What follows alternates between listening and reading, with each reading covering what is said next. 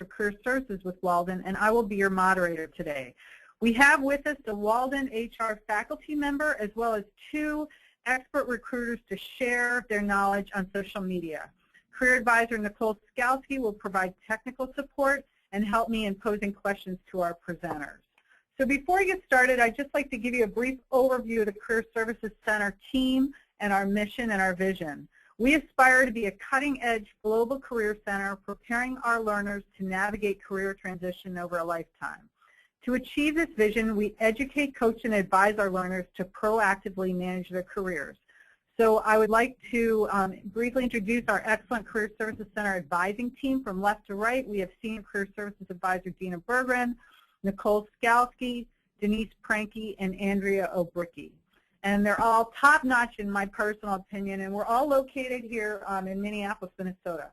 So with that, we'd like to hear your impressions on social media. So the question we'd like to pose for you is, why do you feel that social media is important to your career? If you had to pick one reason, why do you think it's important? And if you can get some practice and, with that questions box and go ahead and type in your answer now, that would be great. So go ahead and type in, why is social media important to your career? So our answers are starting to come in now. Networking, most definitely. Getting recognized by others, exactly, building your professional reputation or your brand. It can lead you to career advancement. Keep up with what is current. I really like that, keeping up with trends on what's happening in your field. Greater access to potential employers, a great way to share knowledge. Social media is the present and the future. That's a profound statement. I like that. You can reach the widest audience quickly in terms of branding yourself, employment in various fields, easy access. That's very true. You can connect with people all over the world using social media. Sharing information, sharing thoughts, and improving oneself. More and more employers are using social media tools to recruit. Getting your skills recognized. Excellent. Great answers. Terrific. So we're going to be touching on many of those in more depth during this webinar. So with that, I'm going to go over our objectives. Dr. Puderbaugh is going to be talking about social media trends, facts, and figures. And then we're going to have our 2 HR recruiters, Jessi Howard and Dr. David Porter, share their perspectives on social media's importance to your career and managing your online presence. So before I turn the floor over to our esteemed presenters, Nicole is going to launch a poll for you. So you'll get to choose one of these options. So which social media tool do you currently use most to manage your career? So is it LinkedIn, Twitter, Facebook, blogging, YouTube, or other? Actually, I guess we missed YouTube. Sorry about that. We only had 5 options. So LinkedIn, Twitter, Facebook, blogging, and other. If you use YouTube, you could always put it in the other or the comments box. Yes. So go ahead and choose the option that you use the most. And I'm seeing some folks are typing it in the questions box. That's good too. I'm seeing 3 folks have indicated LinkedIn. If you want to go ahead and choose your poll option, if you're seeing the poll, that would be great. Okay, so Instagram. Now that's interesting. Right. Facebook, Twitter, post on Instagram, and then post automatically to Twitter and Facebook. Okay, that's a social media savvy person, I can tell. Okay, terrific. Okay, 80% voted. We'll go ahead and close the poll. 83, yeah, close it up and share. Overwhelmingly LinkedIn, 76%. Twitter, 2%. That's interesting. 14% Facebook. And then we have blogging and other. So some people mentioned Instagram. Very interesting. So we'll be touching upon those today. Excellent. Thank you. Thank you. So with that, I'd like to introduce our Human Resources faculty member, Dr. Amy Puderbaugh. She works with the Masters of Human Resource Management and our Master in Business Administration programs. She's also the faculty advisor for the Student Society for Human Resource Management chapter. She has experience as an HR generalist covering recruiting, benefits, workers' compensation policies and procedures, and performance management. And she has taught at Walden 8 years. So Dr. Puderbaugh, I'm going to hand it off to you. Well, thank you.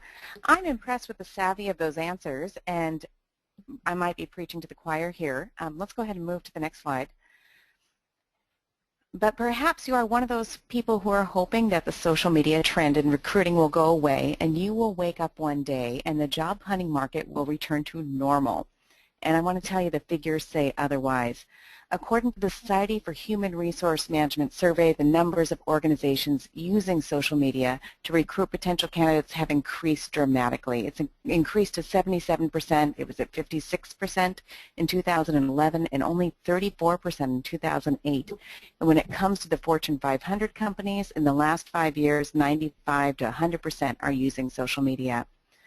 There's good reasons for this trend and good reasons it will continue. More than 95% of jobs are not advertised anymore because employers are not equipped to deal with the avalanche of resumes and applications that come in the door.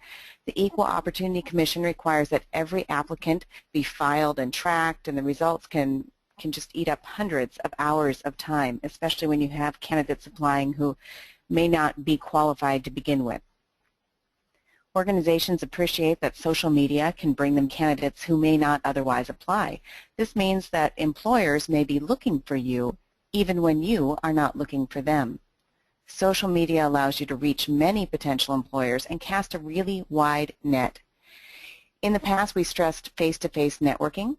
When I was in school, they passed out copies of a book called Never Eat Alone, which was a classic on the importance of connections in the physical world, but the world has gotten a lot bigger.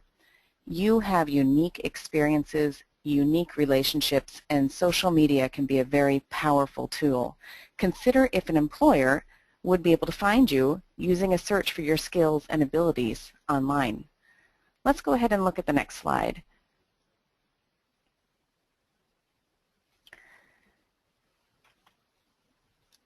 If you only have one social network, you want to use LinkedIn. Technology is allowing people to connect in new ways, and it allows you to show what you've accomplished.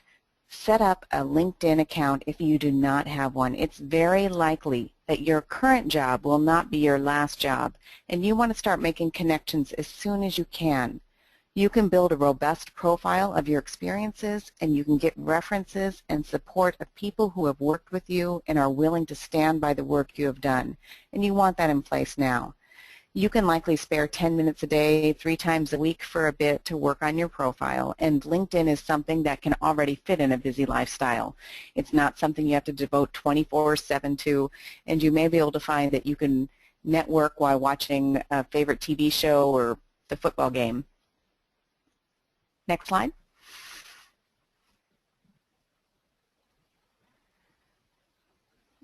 Most users have between 500 and 1,000 connections. There are groups on LinkedIn. 70% say that who view your profile is the most helpful feature. LinkedIn, there are facts and figures that show what type of a person is on LinkedIn. And we're looking at executives, decision makers in a company. Let's go to the next slide. Great, thank you, Dr. Puderbaugh. And so now I'd like to introduce our next presenter, Ms. Jessi Howard, who's a recruitment manager for Red Brick Health, and she has industry experience in technology, healthcare, retail, and education. She's got a master's in human development, and her HR experience includes recruitment, employee services, program and system management, training, and social media. And I would just like to also indicate here the power of networking, because career advisors Dina Bergen and Denise Pranke met Jessi Howard at a local professional association roundtable discussion on social media and recruitment. So, you know, we're always engaged in networking too, to keep up on our skills, just like we advise our students to do. So we do practice what we preach. So with that, I'd like to hand it off to Jessi. Thank you, Lisa, and good morning, everybody. I'm happy to be here to share some information to you from a recruiter's perspective. Moving forward, I just wanted to first show you the stats, because they're overwhelming when you look at, if you could move forward, please, The stats are overwhelming for the different sites, and I didn't include all of them. I know some people mentioned Instagram and there's Snapchat and a lot of, endless options of what else is out there for social media, but just kind of highlighting some of the big ones that I know are being used from a recruitment perspective. So it's something that really can't be ignored because just the sheer volume of people on these sites is amazing. So for an organization or specifically HR recruitment to not be in this space, they're really missing out on the large population. Now, to what degree industries are using these and which ones they're using really depends on a lot of factors: time, the industry itself, how they're using it, etc. But just to give you just a sheer picture of what the volume is like. And moving forward, I want to first chat about how LinkedIn is being used by recruiters. So from your point of view, all the great things already said about it: networking, keeping up to date professionally, looking for jobs. We are using it for similar reasons. Recruiters or HR organizations will have corporate pages perhaps that might have specific pages on career focus where they're mostly putting out information about their company or careers. And then there's also a LinkedIn recruiter seat that's available for recruiters, and we'll talk about this a bit more, but basically it's like your version of LinkedIn but on steroids. We have a lot of options on how to search for people and send in mails and all sorts of items. And then, of course, recruiters and companies can also use it to just post jobs too. If there's a corporate LinkedIn page, that certainly is something, even if it's not a careers page, worth participating in if you have a target company, because recruiters will, if they're using it, if they're savvy with their LinkedIn, they'll look at those corporate pages. Who are those followers? Are those people that they could potentially reach out to or try to connect to regarding specific positions? They know immediately that they're people that have interest in the company. So it's also a very subtle way for you to share your maybe interest in the company, whether it be from a job search perspective or future job search or just honestly professional connection. This slide is an example of what the LinkedIn recruiter version looks like. So this is what I see, and I share this just because for a couple of reasons. So you can see, as a recruiter, this is what I can do. So I can do searches for people based on keyword, based on location, company. So if I'm looking for a competitive company, I want people from someone else in my space, I can try to find them. Industry, school, degree, field of study, all of those options, and I can get a very specific list of people. Then from that, I have the option to send in-mails to anybody. And so I don't have to use a fake, yes, I'm your friend status or something that feels kind of slimy from a recruitment perspective. So I can send in-mails to anyone, reach out to anybody, and this is one of the reasons it's worthwhile, and I'm sure you've received a lot of information over the years about your own LinkedIn profile, but this is one of the many reasons it's worthwhile to make sure that that's up to date, because if you don't have certain information in your profile, you may not be found in results. So if it's not there, the system can't pick it up. And an interesting fact to know that as you can see at the bottom there, that LinkedIn estimates that you're 40 times more likely to turn up in a search if your profile is complete.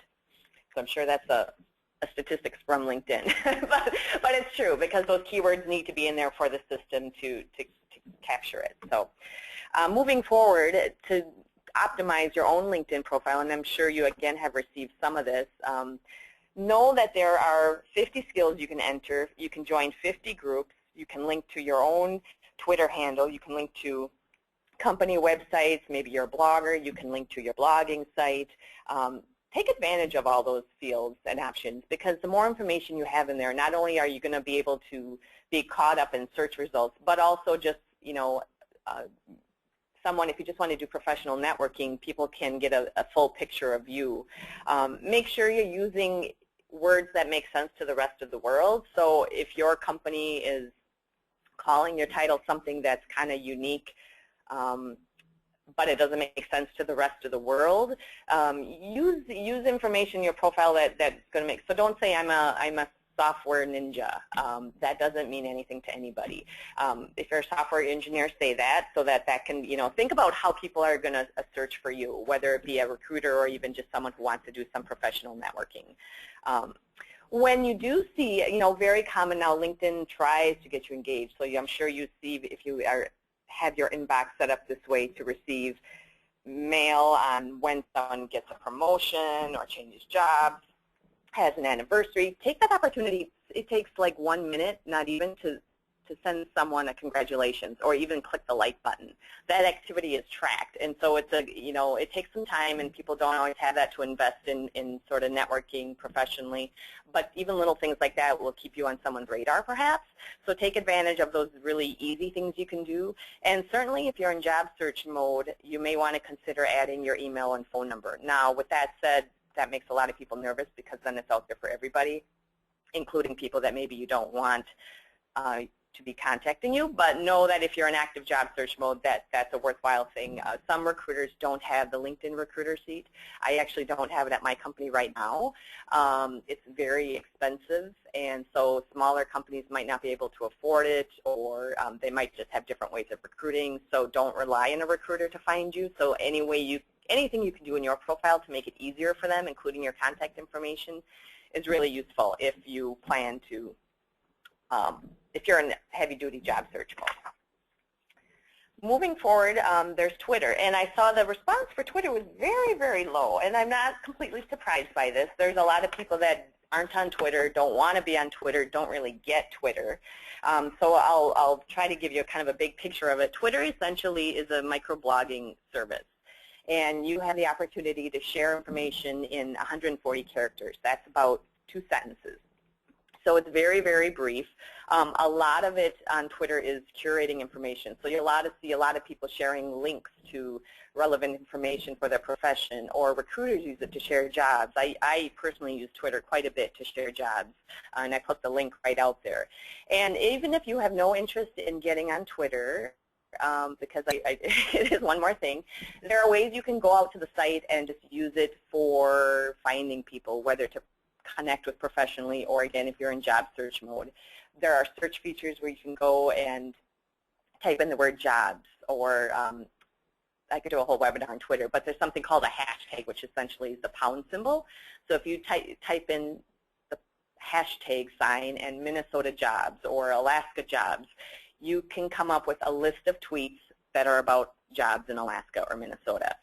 You can also find a lot of professional networking happening on Twitter.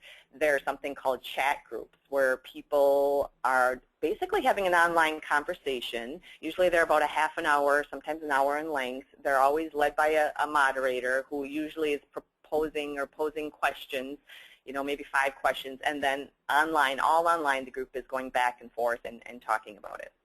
So it's a great way to professionally get involved with a community. And from a recruitment perspective, how recruiters may be using this and how I've used it in the past is, as an example, I used to work for McAfee, and there was a Twitter chat group called SecChat. It was all about security networking, and McAfee actually moderated it. So I would, every week when that chat was going on, I would go through, see who was participating, and I would follow those people. They may or may not follow me back, but at least it's an initial connection with them. And of course, my desire as a recruiter was they would follow me back, so then when I am tweeting information about our company or about jobs, it would show up on their stream of information. So I've also met people this way. I've had an online sort of relationship with a professional HR person in New York, and I was there on travel and said, hey, we should connect. He had some really wonderful things to share, and we met in a coffee shop, and it was fabulous, and we've kept in touch just on a professional level. So it's an interesting tool because it can connect you instantaneously to people around the globe, which is pretty phenomenal. And if you ever get into Twitter more, there are other extended tools like TweetDeck and different things where you can really organize the information that's coming through, because it's very fast and it's a high volume. But there are things like TweetDeck. TweetTag.com is a site that you can go to even if you want nothing to do with Twitter. If you go to tweettag.com, you can type a hashtag for whatever you want. Again, hashtag the pound sign, like, again, Alaska jobs, and you'll see a bunch of tweets about it without even having to be on Twitter. So a lot of different options to find information, to connect with people, even if you are afraid to actively kind of jump into Twitter. Moving on, I kind of touched on some of this already, but how recruiters are using Twitter, sharing information about their company, sharing jobs, sometimes conducting searches. So as a recruiter, I can do a search and type in Java developers Minnesota and see who comes up and see if I can find people who have that as part of their profile or who are tweeting about that. Just building basic relationships. And Twitter, you know, the analogy that has been used in the past, and some of you may have heard this, that LinkedIn is really like work, Twitter is the water cooler, and Facebook is the bar. So Twitter is kind of a combination of, there's a lot of professional information shared, and it's also very personal. So like my personal Twitter account, I'm sharing news about HR and jobs and recruitment, but I'm also into health, so I'm sharing health-related stuff, and I'm into music, and that's part of my profile, so I'm sharing information about music. So it's kind of a mix of information, which I think is really appealing because you're getting a really nice picture of somebody. You can participate in chat groups again, and then you can, again, as a recruiter, I'm able to source from those chat groups and try to find people that could be worthwhile to me to connect with as a recruiter. Moving on, YouTube. I personally have not used YouTube that much, but I did want to share that some companies are. You can find channels, specific channels for specific companies, and find all sorts of videos on there regarding just the company in general, but sometimes even career or recruitment-related videos. Deluxe Corporation is a local company here in town that does a fabulous job with this, and they have done a lot of basically mini interviews with hiring managers. So when they have a position open, they will, you know, pull out a camera and do a 5-minute interview with the hiring manager talking about the position and the kind of person they're looking for, which is great for applicants to see firsthand that hiring manager and hear from them, and it gives them a very real-life example of what the company is about and what the manager is about. It's also an opportunity to promote yourself. If you are somebody that has skills in something that you think people on YouTube would be looking for, which is just about anything these days, you can go out there and put a video. An example, I don't know if anybody on the webinar has kids that play Minecraft, but I have kids who play Minecraft, and Stampy Longnose is some dude in the UK who has made a living of providing these YouTube videos, and what it's him building and playing within Minecraft. My kids watch this constantly. So, and he now has his own website where he's selling apparel, and it all started from this game and from him posting things on YouTube. So there's opportunities to get noticed, and certainly you see it more in certain spaces, like maybe the creative industries where people will, I don't know if it was Snoop Dogg or somebody looking for an internship, and they wanted people to post videos on why they should be hired as the intern. So there are certain companies that will do that, looking for that creativity and seeing how far an applicant will go. So it's a little bit maybe industry specific regarding kind of just people using it as an actual recruitment tool. Moving on, Facebook. A lot of people I saw use Facebook.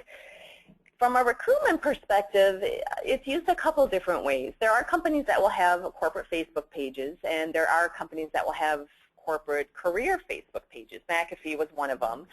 We used it from a recruitment perspective or HR perspective really to share who we were as a company. What was our culture like? Trying to give people that inside view that you can't get from the external polished marketing website. You know, so we'd share information when we had company events going on, or of course, we'd share jobs on there somewhat. We actually had a jobs tab that people could access right from Facebook, but it really was more about trying to let people into our culture. And I think it's a great use for that. I have to say most recruiters I know aren't using it a ton for actual recruitment. The way they use it is more on a personal level. So I'm connected to a lot of recruiters personally, and we're connected on Facebook, and so they sometimes will share jobs on their personal Facebook.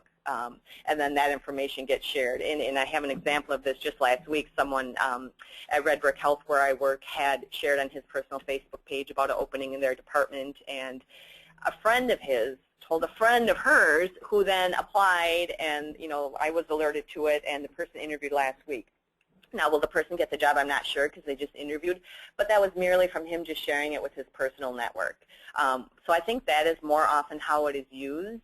I know people are hesitant to connect sometimes with companies on Facebook because they think, you know, the company will have access to their site or personal information. They don't. If you like a corporate page, that's it. They cannot see your page, just to share that in case you weren't aware of that.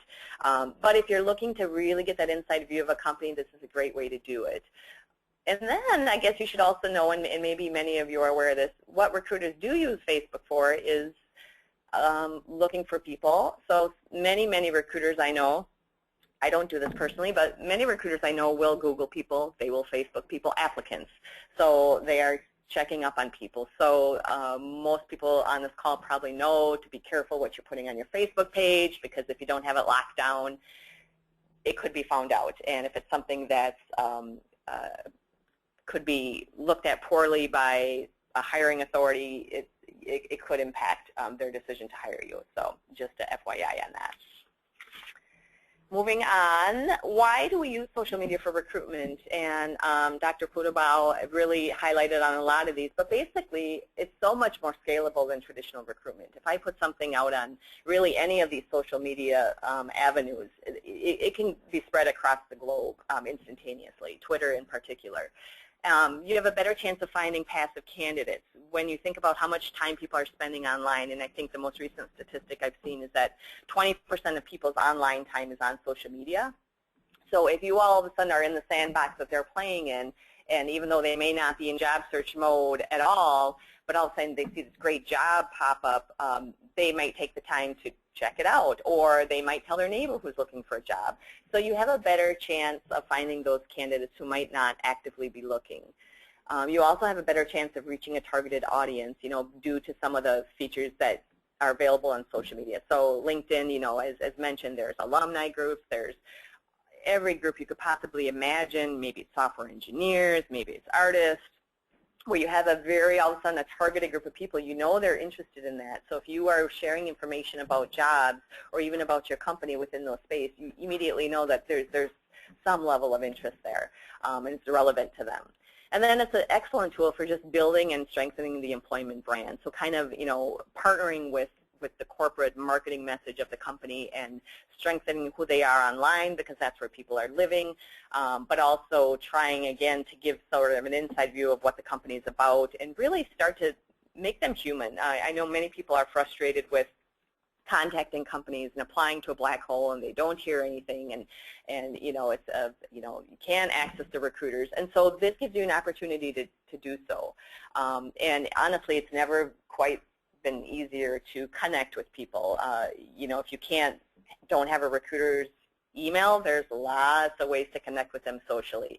Not every recruiter is using social media, to the nth degree, because most recruiters I know are also overworked and have too many jobs they're working on. But for those that do, it's an excellent way to connect with them, beyond the traditional means. So moving on, the real question is, are people really using this? And are recruiters using this? And how does this work? And will they really be found? These are just some examples of situations I personally have, interactions I've had with people online before in the social media space. So one was when I was with McAfee, and someone I was following, and I was following him because he was a part of our Sec Chat group. So back to Twitter, our group on Twitter that was talking about security network. He was participating in that, so I started following him. I followed him enough, and he was in my stream enough that I knew he lived on the East Coast where we had an office. So he tweets that he's annoyed with traffic. He needs something closer to home, and who's got a job. So I pick up on that, and I'm like, hey, we have an office by you. So we had a couple of exchanges. He did end up sending me his resume. We did not hire him because we didn't actually have the right fit for him at the time, but it got us to connect, and it got me to receive his resume and see if we couldn't find an option for him. Another incident from Twitter is someone looking for an internship. They just put it out there that they were looking for something, and so we connected with each other. Facebook a lot. We would get a lot of interaction from people inquiring about jobs, wondering about jobs, who can they reach out to. And interestingly enough, the highest number of followers we had were from India. Actually global altogether. It was not our U.S. followers. That was one of our lower populations, but very global. And then, of course, LinkedIn. So there's a lot of opportunities for people to share stuff on LinkedIn. This, military person was just putting out that they're looking for a job, and immediately people are, hey, I have something. So lots of different ways to connect. It's never been easier. And for HR and recruiters to not be in this space, they're missing opportunities to connect with people. So that sums it up. We're getting a few questions in the queue now. Jessi, I'm going to direct this to you. Can you say how one would find Twitter chat groups and also go into a little bit more specificity with regards to what a hashtag is? Yep. So when people tweet, they might use, again, the hashtag, which is basically the number sign.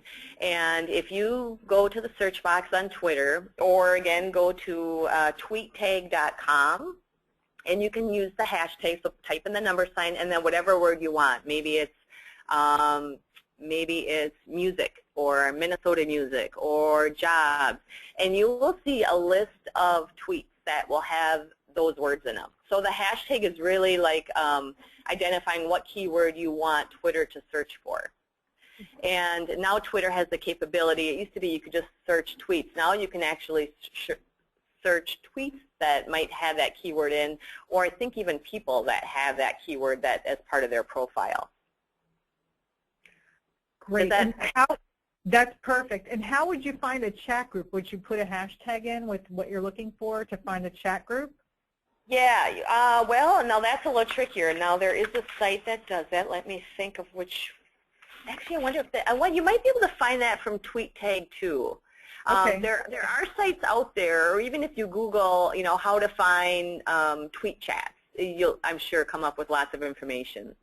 And there's even ones on job search, and there's used to be one for unemployed people called Hire Friday, which was on Fridays. They're endless, and actually really fun to participate in.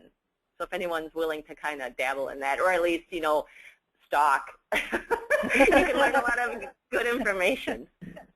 Great. Okay, terrific. And one more question. Can you talk about whether it's worth it to upgrade one's LinkedIn account as a job seeker? Because I know recruiters, it's very beneficial, but from the job seeker standpoint, would you advise that's a good thing to do?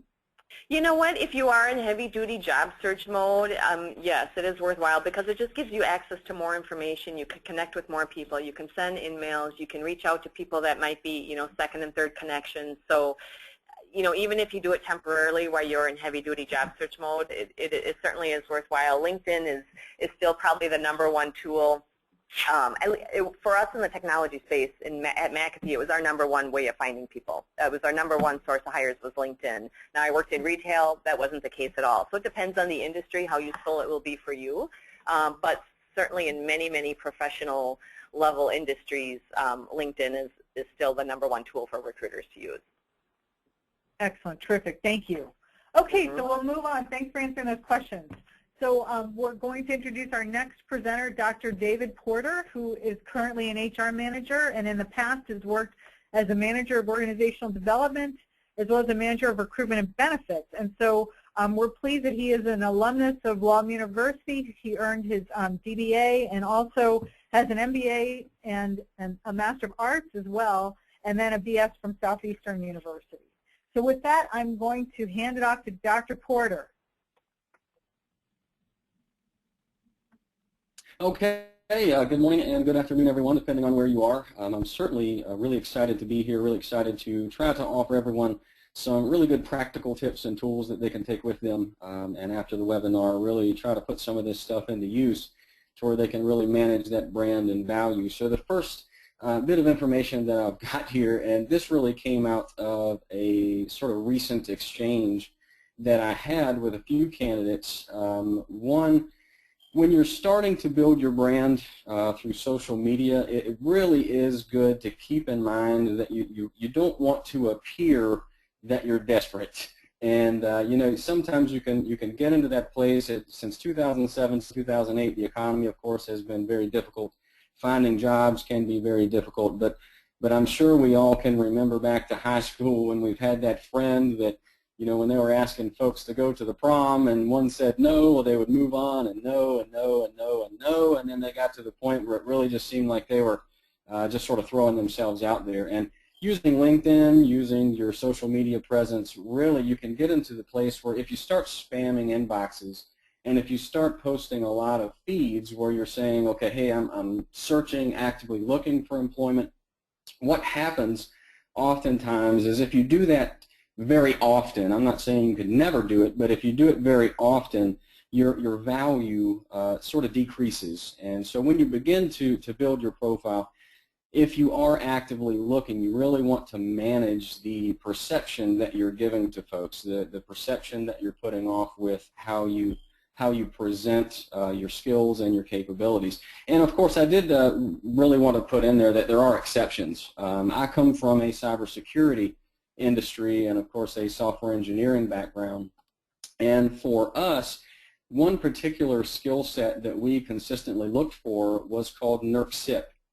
For cybersecurity, in the entire United States, there were only about 12 people that could adequately do that kind of job that we were looking for, that had the depth of skill that we were looking for. So if any one of those 12 people at noon or 1 o'clock would even post something remotely in the lines of, hey, I'm looking for new work, instantly, I mean within 10 minutes, I would be contacting those folks and saying, hey, what can we do to get you on board, and those types of things. So the point here is that just making a distinction between the kinds of skill sets that you have. If you're a software engineer, of course, like my colleague was talking about, these are high-demand skill sets. And so you can get away with a little bit more if you have a high-demand skill. But I'm an HR professional, and thousands upon thousands of people have HR skills. So if you do have a bit of a common skill, you don't want to appear desperate by really throwing yourself out there at employers. So you do want to manage that. And of course, if you're building your brand and your value to go a little bit further, you have to grow that network. One thing that a lot of folks don't realize is that employers now are increasingly using existing employees for recruitment. In the organization that I came from, we were a recruitment staff of 3 people. And if you think about it, the networks of 3 people, you can get some penetration into the potential candidate market. But when you're looking at 200 employees, if you're actively involving your employees within that candidate search, you can exponentially grow your penetration into that candidate market. So I actually read 2 weeks ago, there was a blog about a company that was dedicating specific time every week. They were giving 2 to 3 hours for their employees to actively search their networks to try to find other employees with relevant skills that they could then reach out to those potential candidates to get them into the company. So realize first that there are people that are actively looking probably for your skill set, but until you grow your network, until you really start to be strategic about your networks and who you're inviting and who you're connecting with, you limit yourself in the ability to penetrate the kind of employers that you're wanting to get into. So of course, tapping into networks through groups and through strategic employees that work for your target companies is going to be a really good idea. And the last point that I've got there about groups, I really did want to sort of pinpoint in on the value of that. The value for me as a recruiter was if I couldn't access someone, if they were in my third network or beyond, if they weren't in my first or second degree of connections, if I accessed a particular group that someone I was trying to connect with was a member of, I instantly gained access to them. So the point there is that if you're not actively cultivating the groups that you follow, then you're also limiting your brand and your value, because the employers that are potentially looking for you might not have the capability to tap into your capabilities as well. So if you can move on to the next slide. So if you're going to build your brand and build your value, the very first thing is you have to understand your industry. And what I mean by that is if you were going to start a small business, you have to understand before you even launch that venture, what is the space that you're going to be operating in? Where do your clients, where do your potential customers, where do they gather? Where do they go for information or products or services? And it's the same thing when you're actively trying to cultivate your online social media presence. What is the space of your peers? Where do they go? What kind of blogs do they follow? What groups do they tend to join? if I am trying to get into the space of organizational development consultants, then it doesn't make sense for me to be following groups that have nothing to do with that particular space. And of course, in each particular space, in each particular market, you're going to have folks that rise to the top. They're larger names. They tend to show up in most of your searches. And so where do those people gather? If they're experts in that field, if you know that they have a hot name and that they have sort of that golden set of skills, tend to follow the same groups that they do, tend to operate in the same spaces that they do, follow the same blogs that they do. And of course, I've put in there, and I am definitely no Twitter expert, but I do, as an HR professional, I do have to know what are the hot Twitter feeds of folks that are really prominent within my market. And as an HR professional, I just put in that as a sample. If you're in education, then I put in that as a sample. These are just two different samples of different folks that are hot Twitter feeds within a particular industry. And the point there is that if I can gain access into those circles, then I begin to operate within that space. I begin to build my brand, build my networks, and of course you can really make contacts with just about anybody if you see that they follow the same Twitter feeds, if they follow the same groups. You obviously have a lot in common with those folks, and it makes it much easier to gain access to those potentially closed-off networks. And of course, we've all heard the phrase, it's not what you know, it's who you know. And that is really what social media presence is about. It's about getting to know the key people within a specific company or a specific industry. If you're trying to gain access into an industry, if you're just graduating, of course, if you're just graduating, this is probably the premier time for you to be growing that social media presence and making those connections. So the point is that you have to look at every social connection as a strategic connection. Serial connecting is, of course, okay, but you want to be a little bit more strategic about it, and what I mean by that is intentionally connecting with somebody and using that as a gateway to other connections. And I see that we've moved on to the next slide there. The big part is a lot of folks, they don't understand how page crawling in search engines works. How page crawling works, say you're just talking about Google search. When you type in a Boolean key search term phrase, what it does is Google sends out a spider bot. And that spider bot then starts, in nanoseconds, begins to calculate and cross-reference pages upon pages and thousands of pages, and it tries to prioritize the value of individual sites in order to return to you the best match that it can based off your search phraseology. So the big part here is when you're building your social media presence, and specifically on sites like LinkedIn, where you do have the capability of, really put in those key search terms, number of hits becomes important. How many people have access to your page? Do you show up very often when people search for the particular keywords that operate in your industry? So number of hits becomes important. The importance of the pages, and I've got here what I call thick connections. When you cross-reference your page, when you use your page to put in anchor text for your links, when you link your LinkedIn profile to your blogs and your websites, and when you use key terms to reference those other websites, and what you essentially do is you build a smaller web within a much larger web. And so that way when folks use a search engine, you're optimizing your page to be able to gain value when that spider bot runs across it. Because what it does is it essentially analyzes your page. It looks for those key terms. It looks for how many other pages are linked to your page, how many times do you show up in a search, and then it will assign value to your page, to your profile, to your social media presence. And then, of course, you will be number 1 or 2 or 3 in the return when someone uses those terminologies. And, of course, I've got here, be specific, avoid broad terms. When I was looking for software developers, if I were to go in Google or LinkedIn and use their advanced search features, and if I were to type in software developer in California or Los Angeles, that would return to me probably 1,200 individuals. Well, as an individual myself and a limited time and limited resources, limited team, I don't have the capabilities of sifting through 1,200 return searches.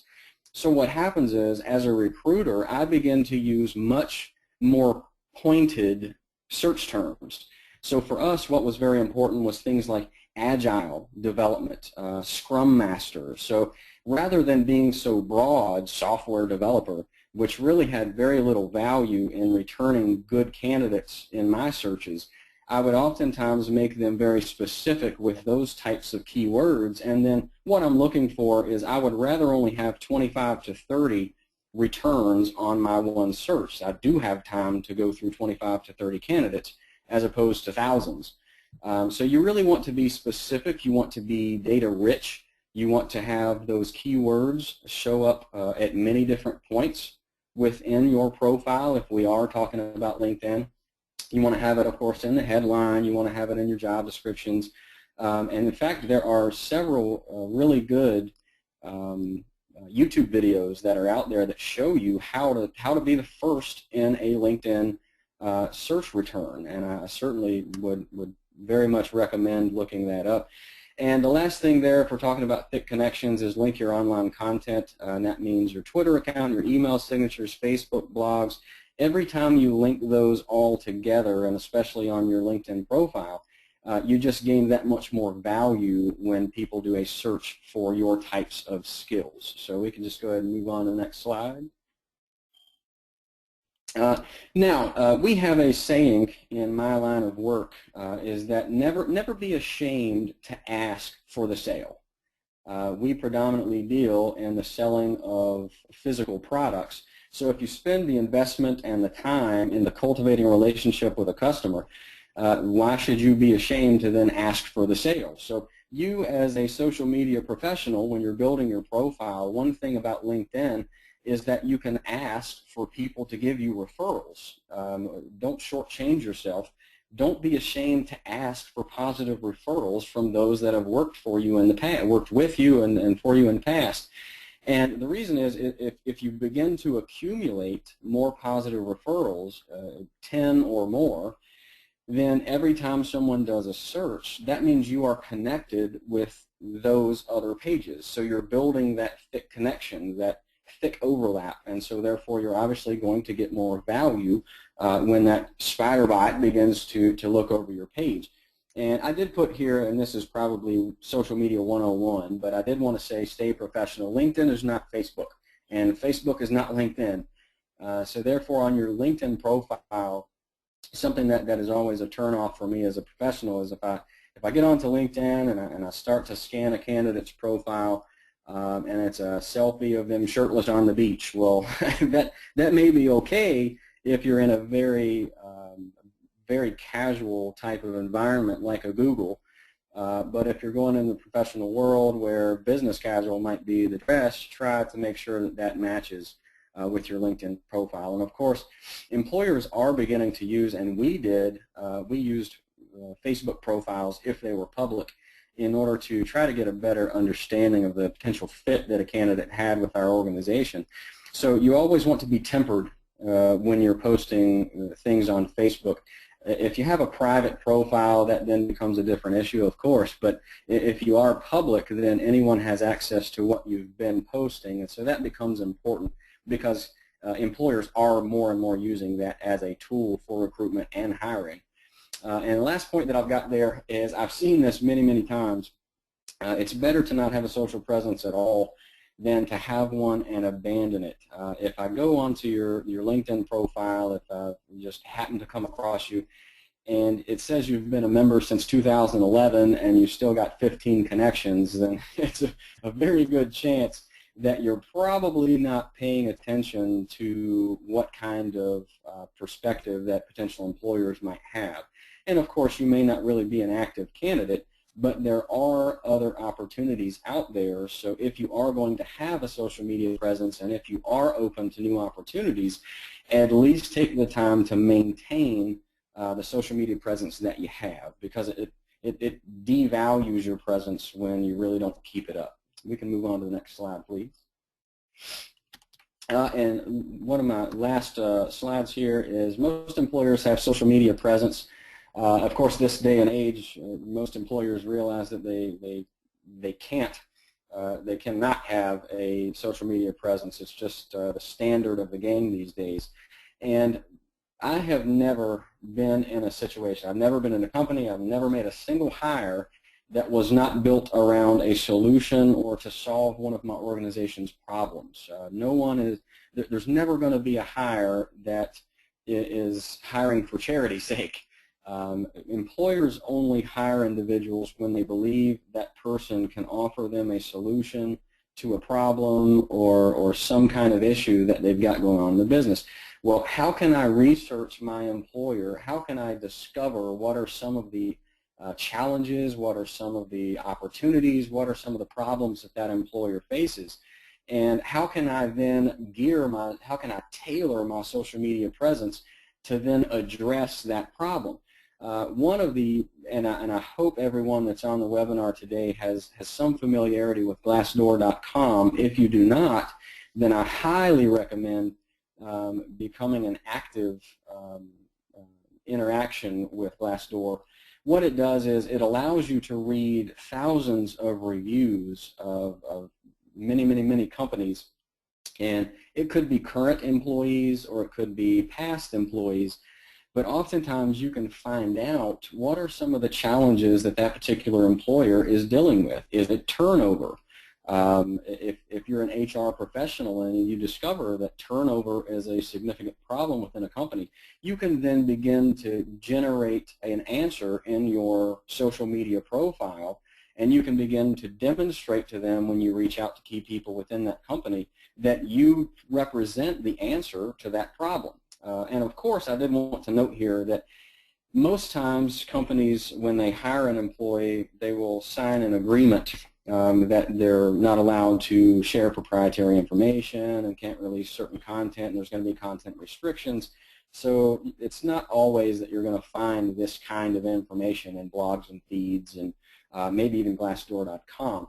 But the point here is that if you're going to tailor your social media presence to a specific kind of space, a specific industry, you really want to begin to educate and research what is going on in that industry and how do you bring solutions to the problems that they face.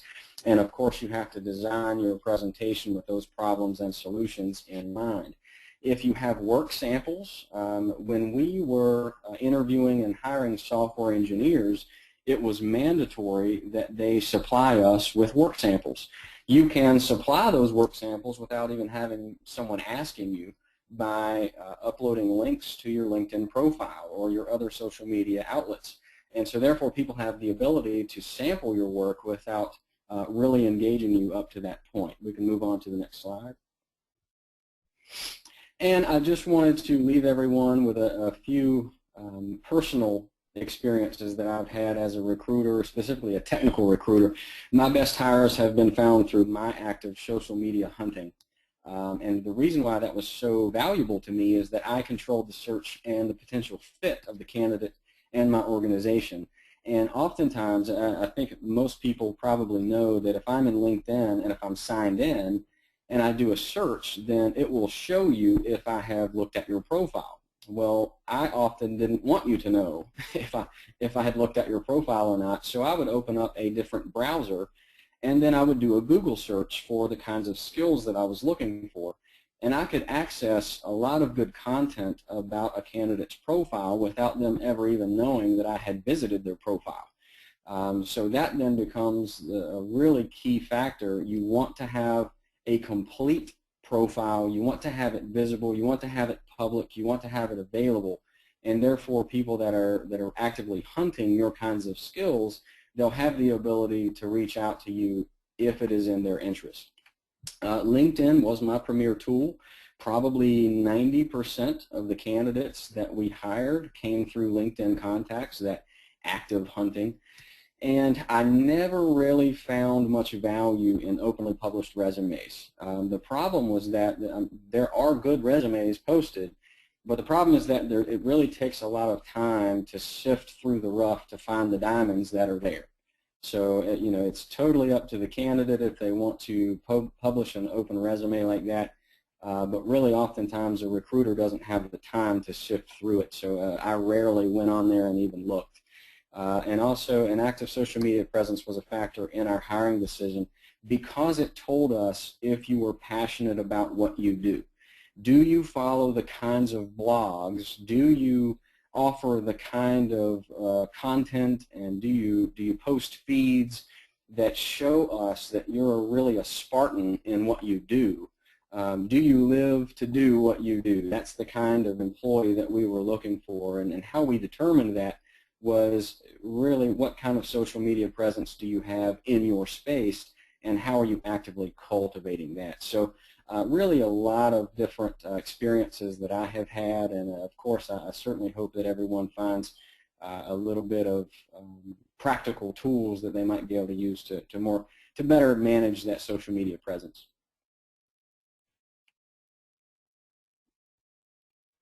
Terrific. Thank you, Dr. Porter. So we're going to open it up for questions now, and so we're getting a lot of excellent, thoughtful questions coming into our queue. And so one of the questions is, this student is working on her bachelor's degree and intends to go for a master's. Would it be a good idea to create her LinkedIn profile before she earns her bachelor's degree? David, would you like to take that one? I would love to take that one. It can never be too early. There's no point that I would say, and I'll preface it with this.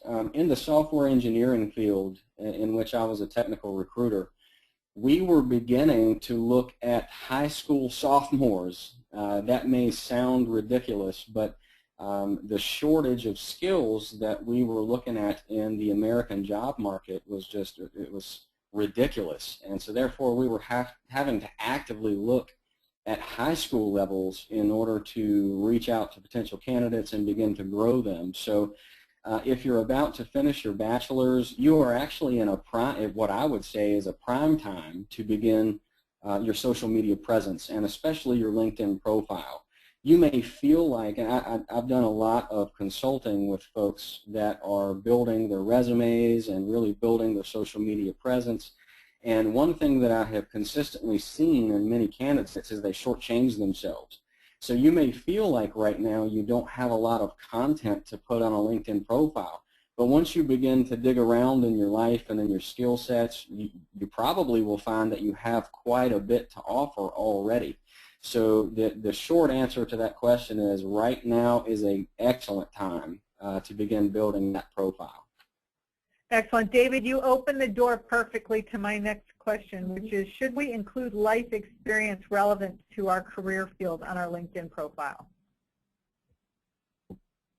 Absolutely. I'm sure my colleagues here as panelists would probably offer a little bit more along that question, but I can tell you that what people often, what recruiters are often looking for in many cases are transferable skills.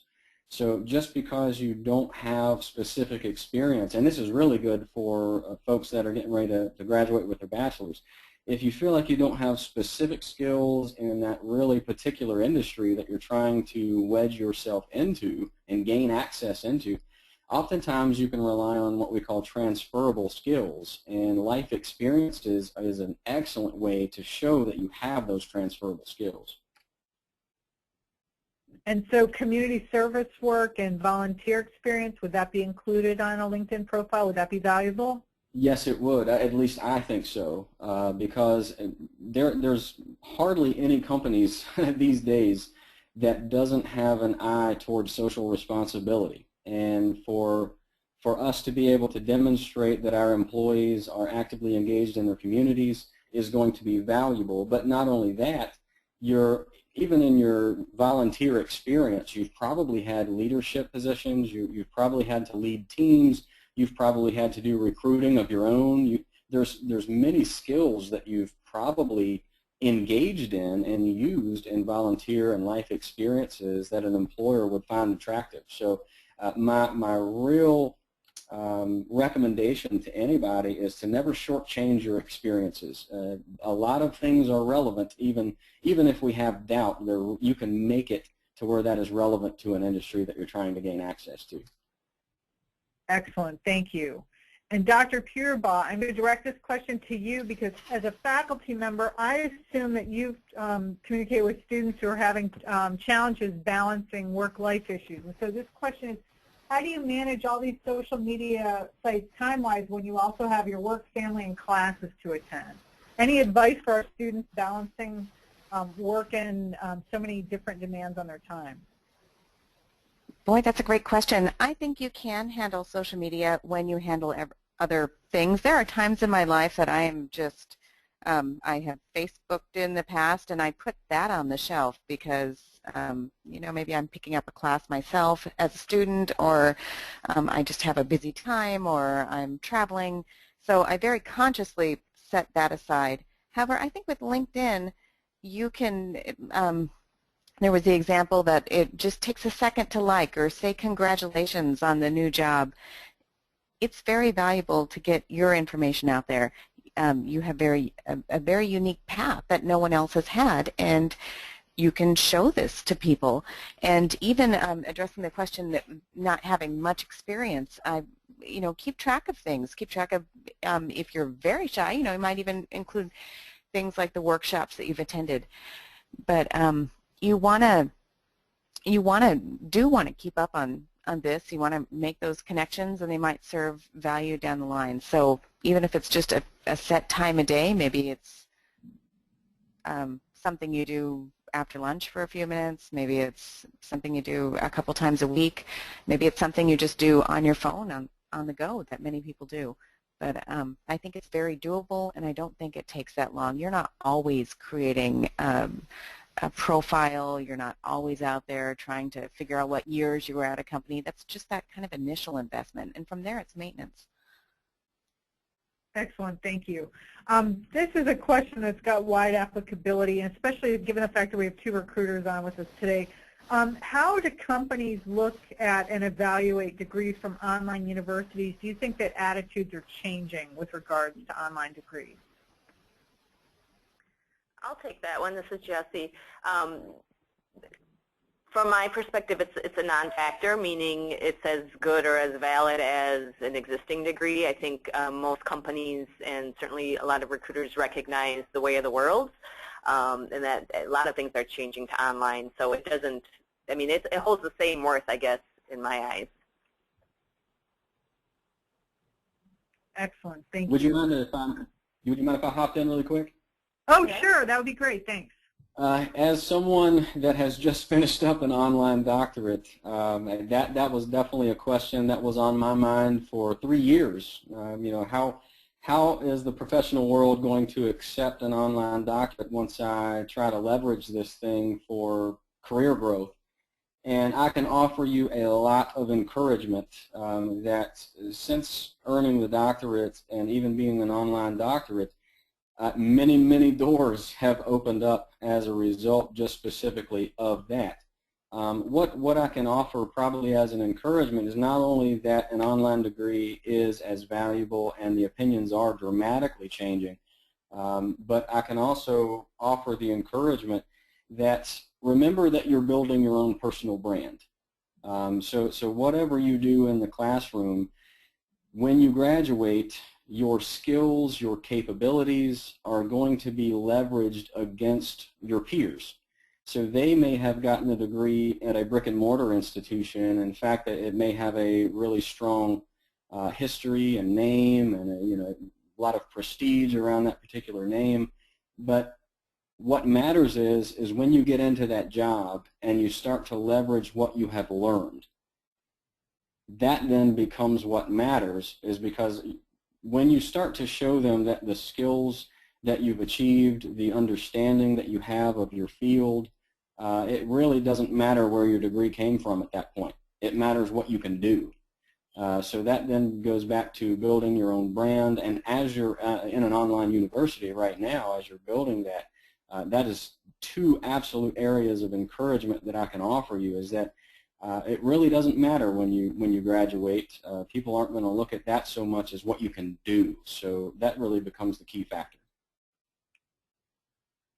Great, thank you. Excellent.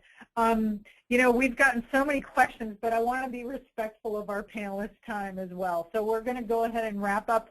Just a reminder that we do LinkedIn webinars pretty frequently, and actually Nicole Skalski is going to be doing, she just finished one that's archived on our website. It was launching with LinkedIn. She's going to also do branding with LinkedIn and engaging with LinkedIn coming up the next 2 months or so. So just a reminder that, you know, we do LinkedIn webinars and provide a lot of advice on this quite frequently, so we encourage you to attend. And we've had terrific panelists. We're just so excited to have had you know, a faculty member and 2 recruiters on with us today, so thank you all so much. And so in wrapping up, just a reminder, if you want to connect with Career Services, I got a lot of questions on will this be archived. This webinar will be archived on our website, which is careercenter.walden.edu. We encourage you to join our Career Services LinkedIn group. Follow us on Twitter. We have a brand new Facebook community now, so join our Facebook community as well. You can network with other students and alumni via those forums. Also, we post Career Services success stories on our blog, so if you want to know what's working for other students in terms of proactive career management, you can check out our blog and read some of those stories. So all of these resources are accessible through our website. So let's go to the next slide. And so some additional resources you might want to check out. The Dummies books can be really helpful. The Job Searching with Social Media for Dummies is really excellent. It's very comprehensive. Also, the Dow Twitter is helpful for those who are still trying to navigate the Twitter communities. And I want to encourage you, if you are in Human Resources degree programs, to join the Student SHRM chapter. And Dr. Puderbaugh is the chapter advisor, so feel free to email her at this email address. And then we're just going to go ahead and leave you with 2 quotes. Proper social media use highlights your strengths that may not shine through in an interview or application, and gives the world a broader view of who you are. Use it wisely. And then for Daniel Goleman, who's the father of emotional intelligence, smartphones and social media expand our universe. We can connect with others or collect information easier and faster than ever. So with that, thank you all very much for participating, and thanks so much to our 3 wonderful panelists today, and have a great rest of your day.